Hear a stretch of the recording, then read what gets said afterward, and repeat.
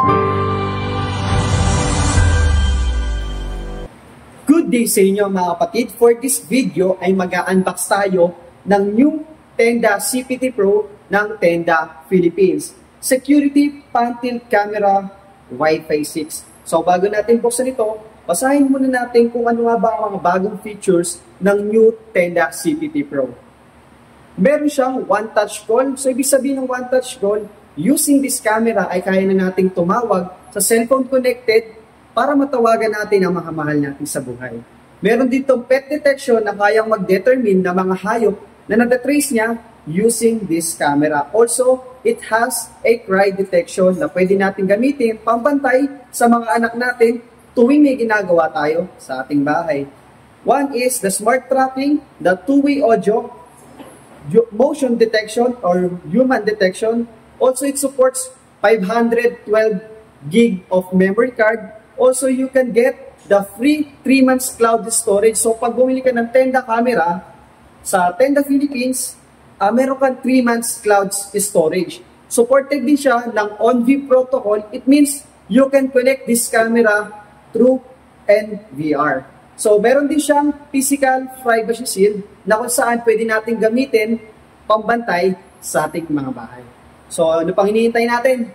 I-unbox na natin yan. Dito ay papakita ko muna sa inyo kung ano nga ba ang box ng Tenda CP3 Pro. Tenda AI Smart Guardian 2K Resolution CP3 Pro 3 megapixel. So smart pan tilt camera, Wi-Fi 6, and also it works with Alexa. Dito sa gawin naman na to ay makikita natin itong QR code na to. So we can scan this to download the TDC app para ma-add natin sa ating cellphone yung camera na ito. So, also we can scan this to find the setup o kung paano natin masa-set up itong Tenda CP3 Pro. Also, we can download it using our Google Play Store and Apple Store. Dito sa likod, makikita natin ang kanyang mga new features, which is the one-touch call, pet detection, cry detection, smart tracking, two-way audio, human detection, micro SD, NVR, and also the cloud storage, and the privacy shield o privacy shutter. So, ano pang iniintay natin? I-unbox na natin yan. So, pagbukas natin box, unang bubungad sa atin dito ay yung new Tenda CP3 Pro. So, ito yung tinatawag niyang one-touch call button. So, ito ay sensor. So, once na tinouch natin to within 2 seconds, magda-direct call na siya sa cellphone connected. Also, ito yung kanyang lens, LED indicator, at ang kanyang microphone. Pag tinas natin to, makikita natin ang reset button at yung SD card slot. Sa likod, makikita naman natin dito ang kanyang speaker at ang kanyang power output. At sa ilalim, ito yung gagamitin nating QR code para i-add natin ang ating camera sa ating TDC app. So, eto muna po yung camera. Then after that, titingnan natin kung ano pang laman ng box.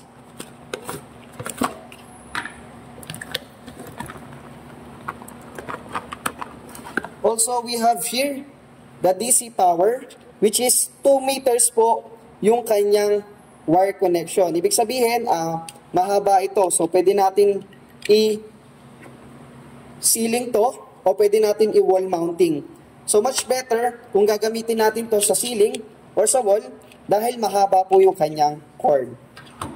At makikita rin dito natin ang kanyang quick installation guide. So, para magkakaroon kayo ng guide kung paano nga ba i-install at familiar kayo sa mga indicator nito kung paano siya gagamitin. Also, meron tayong kit dito sa ilalim. Ito yung ginagamit natin for different mounting. So, ito ginagamit to for ceiling and wall mounting. Also, we have here the sticker for the screw hole. And also, we have here the last one is the General Public License Notice. Meron din tayo dito Tenda Quick Installation Guide for Pan-Tilt Camera. So ito, kompleto siya ng mga quick guide installation and also the quick guide installation. So, yun. Ito, yung kanyang laman pag binili natin yung new Tenda CP3 Pro. So, this video naman ay tuturuan ko kayo kung paano natin i-connect o i-configure to gamit ang ating Android phone. So, tara, i-connect na natin sa ating Android phone. Okay, at this video ay tuturuan ko naman kayo kung paano natin i-connect ang ating Tenda CP3 Pro sa ating Android phone o mobile phone using the TDC app. So, una natin gagawin ay lalagyan muna natin to ng power, which is ito. Isinaksa ko muna siya sa outlet, then ilalagay natin dito sa power output niya yung kanyang cord. Then after that, may makikita tayong red light dito, which means magre-reset muna siya bago natin siya i-connect. May maririnig tayong prompt dito o magsasalita kapag nagre-reset na siya. So bago natin siya i-connect, make sure po natin na blinking blue po siya. So hintayin lang muna natin para mag-reset siya bago natin siya i-connect using the TDC app. System is starting up. Please use TDC app to configure the device. Waiting for connection. So yun, may manarinig po tayong prompt bago natin siya i-connect. So hintayin muna po natin matapos yung kanyang pancake bago natin siya i-connect. Magsa-side to side lang siya and up and down. So after nyan, pwede na natin siyang i-connect sa ating mobile phone using TDC app. So dito, pipindutin ko lang TDC app.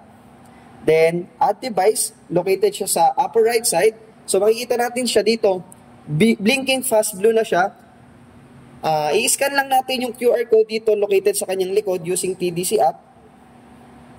And after that, makikita natin itong prompt na to, the device is power on. So nakikita naman natin, the device is power on. Click natin ng check. After that, the indicator is blinking blue fast or have heard the prompt tone. So yun, narinig naman natin kanina yung kanyang prompt.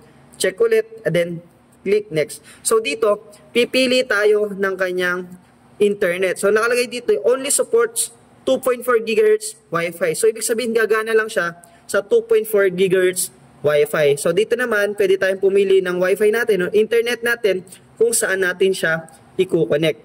So dito, napili ko yung Tenda Mesh at ilalagay lang natin yung password natin dito para i-connect natin yung ating Tenda CP3 Pro. Then click next. So maglalabas siya ng hotspot using AP configuration. Click lang natin yung nilabas niyang hotspot.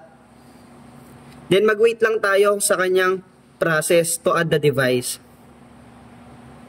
Connecting. Please wait.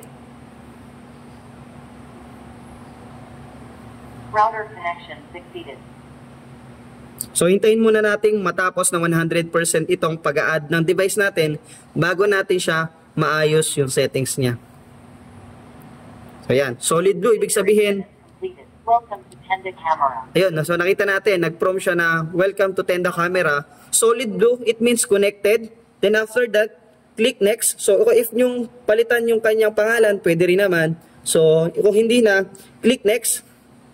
And after that, may makikita kayo dito sa kanyang screen. Congratulations for get 3 months free cloud storage. So nasa sa inyo yan, kung i-get nyo agad yung 3 free months cloud storage or hindi. So as of now, hindi ko muna siya kukunin. So ito na siya. I-click ko muna yung camera. So no SD card detected. Since di pa ako naglalagay ng SD card, kaya merong nagpo-prompt na ganito. So not now. So try natin kung gagana. So left, ayan, nakita natin, umiikot yung ating camera. Left and right, and also up. Down. Then sa kanyang alarm, ito yung alarm niya. Ayan. Using two-way audio, ito, intercom, check natin. So required permission, intercom. Hello, hello. Hello, sound check. So yan, nagfi-feedback siya kasi malapit ako doon sa camera. So after that, itry naman natin yung new feature niya, which is the one touch call. So itong sensor na to, pipindutin ko lang siya makakatawag na siya dito sa mobile phone connected na to. So, tingnan natin kung ano mangyayari. Tatapat ko lang yung daliri ko dito. Within 2 seconds. So, yun. Pwede na tayong tumawag. So, accept natin. Yan. So, almost parang nag-video call na kayo. Yan. Hello, sound check. Hello, sound check. So, yun. For more settings, we can see this in upper right side. So, makikita natin dito yung iba't ibang features niya. It depends na sa inyo kung ano yung mga i-allow yung features niya and yung mga alarms niya. For more video regarding the Tenda CP3 Pro, mag-upload pa tayo ng mga video kagaya nito. So, hanggang dito na lamang muna po. Maraming salamat. So, ayun mga kapatid, na-unbox na natin kanina ang new Tenda CP3 Pro ng Tenda Philippines. At kanina rin ay pinagana natin ang ating new Tenda CP3 Pro at kinonect natin sa ating TDC app using the mobile phone. So, napag-usapan na rin natin ang kanyang mga features. So, sa murang halaga, which is 1,300 lang, ay magkakaroon ka na ng ganito ka-high-tech na camera. So, Wi-Fi 6, may one-touch call, may pet detection, may cry detection, at marami pang features na makikita mo using this camera. So, marami pa tayong pag-uusapan regarding sa mga camera ni Tenda at mga iba't ibang camera related sa internet. So hanggang dito na lamang.